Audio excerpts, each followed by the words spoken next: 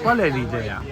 L'idea è di vivere la nostra città, di stare insieme, di stare nei territori, di stare all'aperto, ma tutti quanti insieme, con la musica, con le persone che passano, dicendo dai, fermatevi, ascoltate con noi.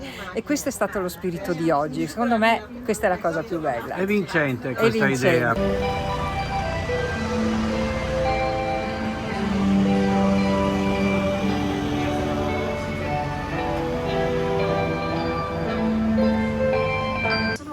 Della libreria al Viale e abbiamo qui presenti Alberto Trentin e Elena Rui, a cui chiedo di fare un applauso come benvenuto. Buonasera a tutti e benvenuti e grazie per essere qua. Ciao Elena.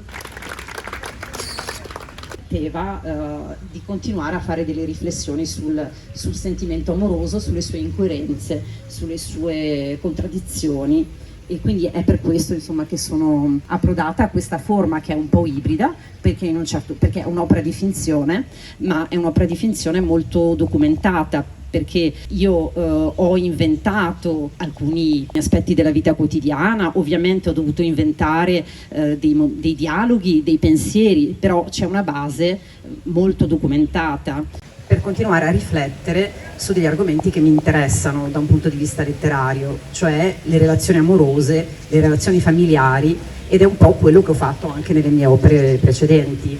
La famiglia degli altri è un romanzo più tradizionale, ho usato un alter ego, che non significa che sia un'opera autobiografica, ho giocato un po' con degli elementi biografici, nel senso che ho creato una protagonista femminile che è nata a Padova ma vive a Parigi, e le ho fatto fare un percorso fra così avvenimenti comunque di finzione che io mi sono inventata, sempre con questo gioco però rispetto alla mia biografia, e ho creato un filo rosso con delle opere che mi interessavano e con due intellettuali che mi interessavano, Sartre e Beauvoir, che hanno diciamo teorizzato la coppia aperta. Ho attraverso una finzione esplorato dei temi che mi interessavano nell'amore.